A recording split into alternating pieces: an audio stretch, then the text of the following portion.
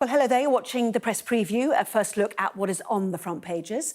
Time then to see what's making the headlines with the Mirror's associate editor, Kevin Maguire, and the Telegraph's deputy comment editor, Annabel Denham. Welcome to both of you. So let's see then what is on the front pages, starting with the Telegraph. It leads with the fresh wave of blasts across Lebanon as Israel says the war is entering a new phase. It's also the lead for the Express, which reports that Israel is suspected of being behind the attacks. The Metro with the same story as new details emerge about the origin of the devices behind the blasts. While The Guardian focuses on fears of escalation in the region in the wake of those deadly explosions. The Times, with its headline, New Phase in the Conflict as walkie-talkie blasts kill 20. The Daily Mail leads with an exclusive interview with the Israeli Prime Minister Benjamin Netanyahu, who they say has accused Labour of undermining Israel. The King of the Cadgers reads the Daily Star. After it emerged the Prime Minister has accepted a six-figure sum's worth of gifts and hospitality since the 2019 election. The FT reports on the US Central Bank's decision to cut interest rates for the first time in more than 4 years. That is, of course, ahead of the Bank of England's own decision at lunchtime tomorrow. And The Eye leading with an exclusive, its headline, Rogue Landlord MP, founded nursery firm accused of child safety breaches. A reminder, by scanning the QR code you'll see on screen during the programme, you can check out the front pages of tomorrow's newspapers while you listen to our guests. Let's head to Kevin and Annabel with this most extraordinary tale in Lebanon. Yesterday, electronic papers. Today, your paper, the walkie-talkie bomb blitz. Solar panels reported to also be exploding. You know, this is frightening on so many levels. It is. It's an extraordinary tale in an area that's incredibly troubled. Some people, I think I would agree, if it is Israel, it's state terrorism, when it's indiscriminate in that civilians, kids are being killed. Can you imagine if Putin did it to his opponents, or Al-Qaeda, or Hezbollah, or Hamas were doing it in Israel? It would be utterly condemned. But it is absolutely extraordinary. Of course, Israel hasn't accepted responsibility, but everything coming out, the praise of Mossad, and the Mirror on the front pages, quoting the Israeli Defence Minister Yoav Gallant, talking about the start of a new phase in the war as Israel is, Gaza is in ruins, Hamas is defeated or not, however you want to describe it, but it's certainly been heavily hit, as well as innocent Palestinians. So it looks like Israel is now shifting towards Lebanon, where Hezbollah is both a political party and runs social centres, education, and being a paramilitary group which Britain, EU, US consider to be a terrorist organisation. Well, indeed, a prescribed terror organisation, yes. And many who are supporting Israel would say this is an incredibly targeted attack on a prescribed terror organisation, rather than this being state terrorism. Yeah, White House had that question put to them today, would not answer the question. No, well, I think that was telling, yeah. Right, interesting. The Guardian, fears of escalation. I mean, this is a lot about what will happen in the region. Never mind, we'll come on to in a moment, about the fear of electronic warfare. But anyway, what does happen now, and how much longer can Iran sit back and watch its proxy, Hezbollah, be targeted in this way? Well, it's for a long time avoided any kind of direct confrontation with the West, and I imagine will continue to do so for as long as it possibly can, for fear that it will lose, were it to really, were the US to be drawn into this conflict. What would that actually mean for Iran? It could be deeply humiliating for them. So no, I think so long as they can operate through their proxies, Hamas and Hezbollah, they will continue to do so. I think really, there are two questions on everybody's minds today. The first is, what is Israel up to? And there are reports now that these explosions were expedited because the plot had been compromised, that they weren't doing this in response to a new, fresh attack from Hezbollah. So I think there's sort of the question of what Israel is up to, but also what's going to happen next in terms of escalation in the region, as you say. Possibly too early to really say, but certainly Hezbollah's leader has said that there may be, or has hinted that there may be some kind of call to arms, that there will be punishment for these attacks, that they will be deeply upset by, of course.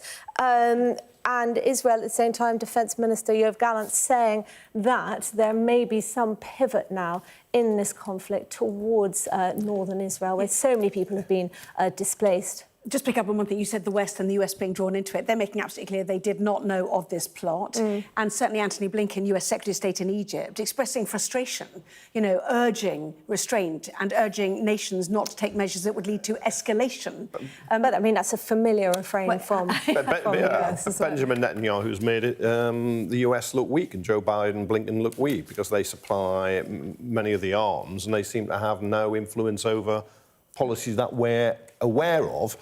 And of course, this undermines the possibility of an end to the fighting in Gaza and some type of pause to hopefully free the hostages and get aid to innocent Palestinians. But the Guardian quotes the Secretary General of the United Nations condemning what has happened, and at the same time, Israel has made actually Iran and Hezbollah look weak, with assassinations and attacks, because whatever the rhetoric is, it's Israel that seems to be pushing most aggressively. It will say legitimately against enemies, but the question is, how do you do that?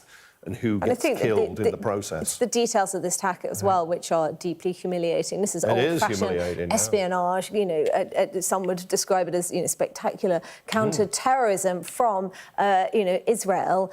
And for Hezbollah to have disclosed earlier this year that it was shifting communications to pagers in order to thwart any attempts by Israel to disrupt those communications channels, only for these pagers to have been fitted with explosives, and distributed to unsuspecting customers. It is deeply embarrassing. It's ingenious, yes, in some ways, but it's deeply disturbing because next time you get on a plane with laptops and phones and whatever, I mean, look, if Israel can do it, what's Al Qaeda or IS or other terrorist organisations around the world going to do?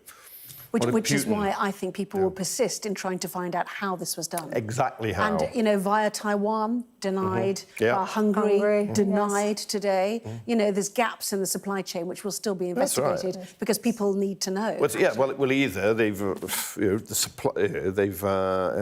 whoever is responsible, we believe it's Israel, has managed to change the manufacture, or it's interrupted a supply and altered them, or it's somehow produced clones and inserted them. Whatever it is, there's no doubt it has disrupted Hezbollah, and it will create a panic in that organisation.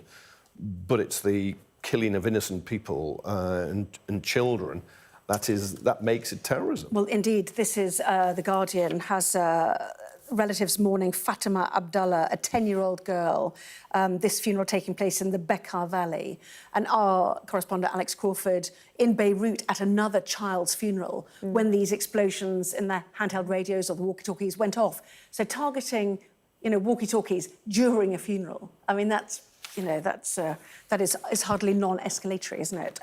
Daily Telegraph, new phase of Mideast war after walkie-talkie blitz. This urgency that Israel now finds to get its residents back into northern Israel, where they've abandoned their towns and villages. Much could be said on the same side of the border in Lebanon as well. No, absolutely, which is a legitimate aim. Those people, tens of thousands of people, have been disrupted, and Hezbollah isn't.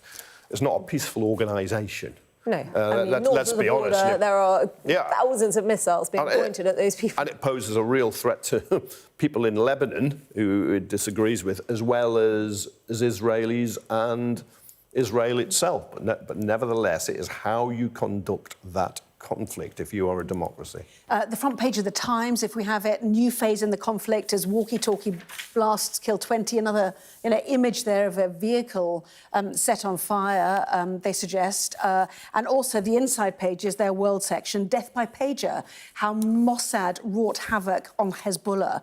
And that question of how as we have already discussed, is what the world will want to know because of the audacity of this attack. Yes, that's right. And it risks actually spiralling into a much broader diplomatic incident. As you say, Taiwan have denied any involvement. Hungary have been quick to say that these devices were not manufactured on Hungarian soil. As Kevin says, we don't know at what stage, perhaps during the supply chain, they were intercepted. It was an ingenious move, but it throws up all sorts of questions about the protection and of the devices that we all carry around with us every day. The Times loves a good graphic, and of course how the device has exploded. It signalled to the Hezbollah pager, claiming it detonates when the button is pressed. Because the signal has been received, and there's metal balls around the battery to maximise the impact. But it's the precision. Of course, there has been collateral damage, and that's an absolute tragedy. We don't want to read about any civilian casualties. But nonetheless, that they were able to pinpoint these particular devices, send them whatever code it was to trigger the explosive is extraordinary. If you turn pagers and walkie-talkies into bombs, it's like turning cars into bombs. You are going to kill innocent people because they will just be close by. I mean, that's... Well, you are disabling, literally Hezbollah. Yeah. One surgeon who has spoken, 60% lost one eye. The suggestion is, this is of yesterday's attack, most also losing a hand, not able to save a lot of eyes, brain damage and facial damage included in those injuries, and obviously injuries as well around the waistband of trousers where the pagers would have been. And the plot has drawn everybody to BAC Consulting, a private residence in Budapest. Somebody arrives once a month to collect the post, and that is so far where journalism has got to. We'll watch and see if it moves on from that small side street in a residential part of the Hungarian capital. Lots more to discuss on this, which we will do a bit later on. Also ahead, our investigation finds Sir Keir Starmer has taken more gifts and favours than any other MP since 2019. The Star's talking about it, and so will we. That's next.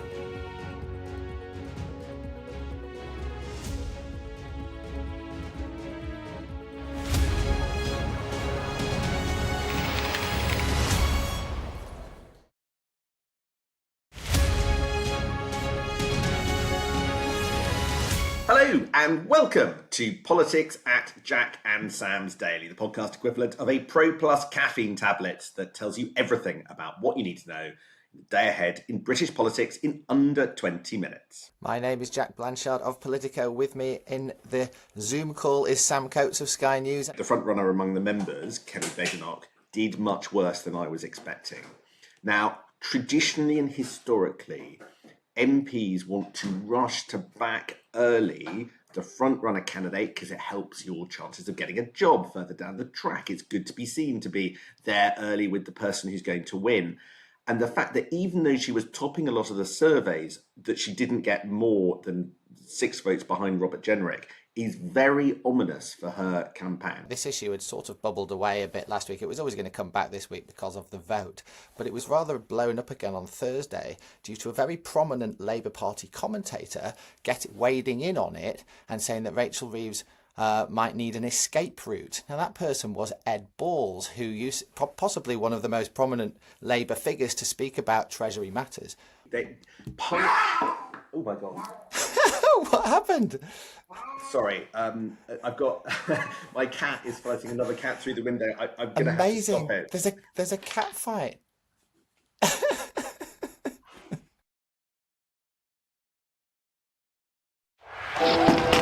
They have breached the road. There is a lot of gas being fired all around us.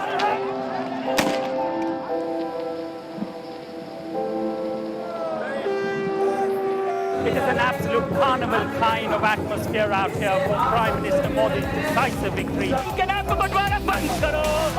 students are defying the prohibitory order, and now they're going to be arrested. We aim to be the best and most trusted place for news. The roads have been inundated. The only way out is to get people by boat. This on any given day would have been bustling with people, but today it's absolutely deserted. I'm Neville Lazarus, and I'm Sky's reporter based in Delhi.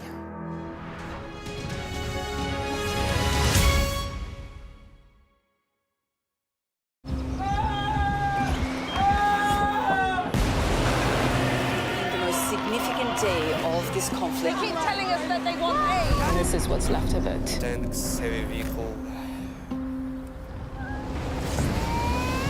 Why only in America? People want their country to work. You want a job in a normal life. Why are these homes empty? I want you to be honest with people. That has happened within minutes. Sky News, the full story first. Free wherever you get your news. I say, bring it on. With America divided and tensions running high, get ready for an election like no other. Join our teams as we follow the campaign trail as America decides. We will win, win, win. Get closer to the action this US election with full reaction and analysis. Sky News, the full story first. Well, welcome back. You are watching the press preview with me once again, Kevin Maguire and Annabel Denham. Welcome back to both of you. After Frockgate, we've now got the total spend, if I can put it that way, since 2019 of Sir Keir Starmer. Daily Star has picked up on our Westminster accounts coverage of this, the king of the cadgers. Tay-Tay tickets, that's a new way of saying it, isn't it? Footy tickets, Coldplay tickets, implying he's having a rather nice time, put it that way. Yes, over £100,000 since 2019, I believe, in gifts and tickets and clothes. And this week he's been called not just two-tier Keir, but free gear Keir.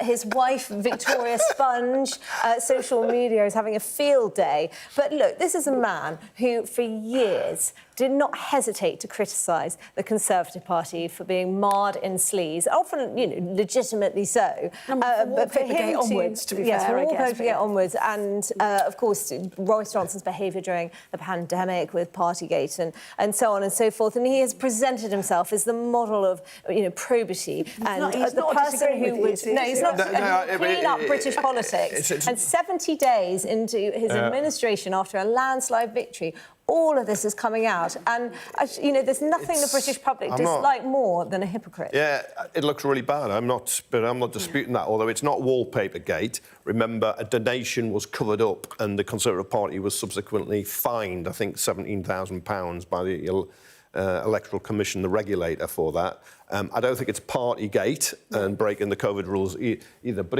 he just looks like he's a freeloader. And he's, you know, and people. But in the 2022-23 financial year, he earned over £400,000. I think the problem with this is it coincides with when you're cutting the winter fuel allowance for poorer pensioners.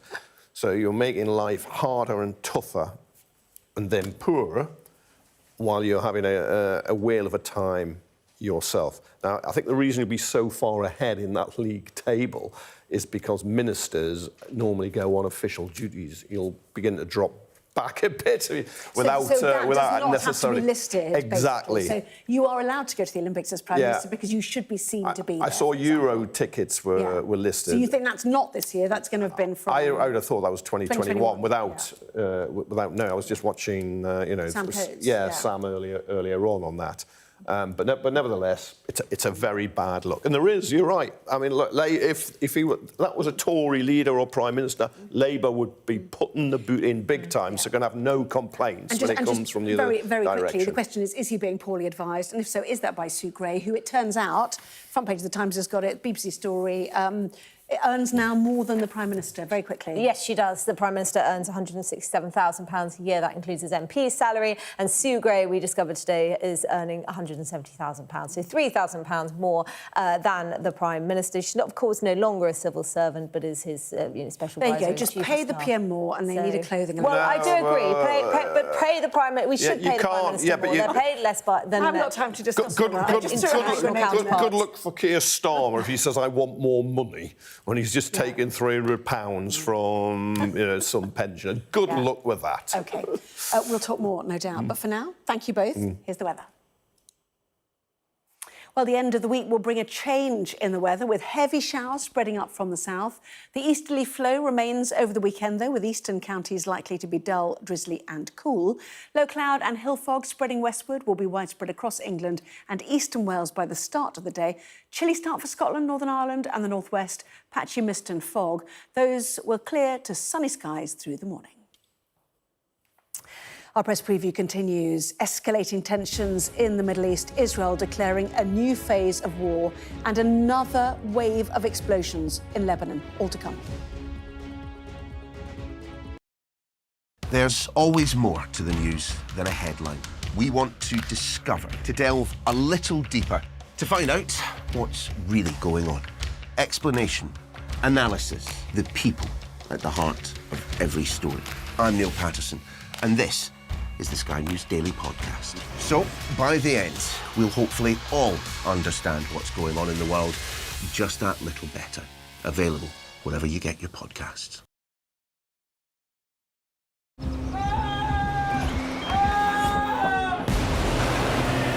most significant day of this conflict. They keep telling us that they want aid. And this is what's left of it.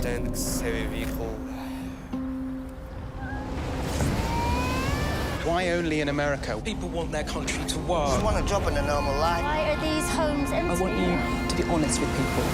That has happened within minutes. Sky News, the full story first. Free wherever you get your news.